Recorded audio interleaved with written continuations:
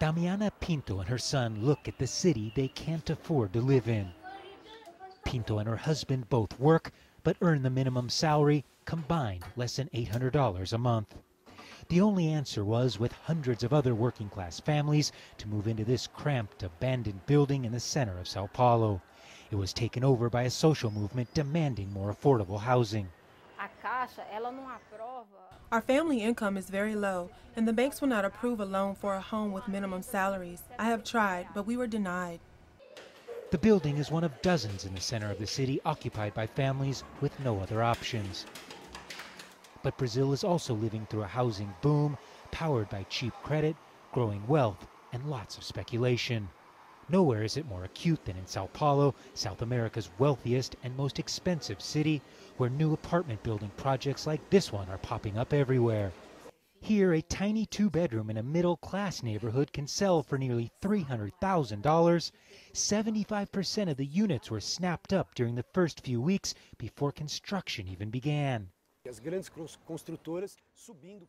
Construction companies continue to build every day, but on the other hand, we have millions of people in Sao Paulo and other areas in the country without a home or living in very precarious and risky conditions.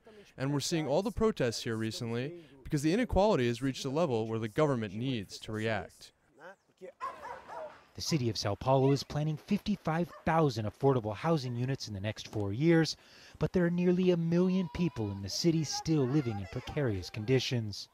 In the shanty town of Parisópolis, rents the past 5 years have increased to where they're now almost double the monthly minimum wage of $350, pushing people like José Luis Santos to occupy neighboring vacant lands to push for more affordable housing units to be built here.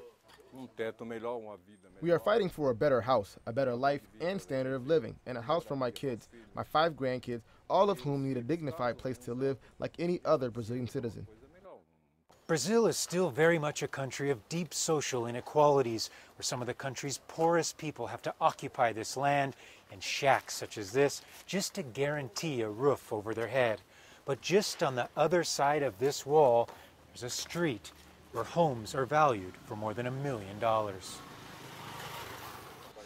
For Mr. Santos and others living so close to the housing bonanza, but unable to afford even the most basic home for themselves. Gabriel Elizondo, Jazeera, Sao Paulo.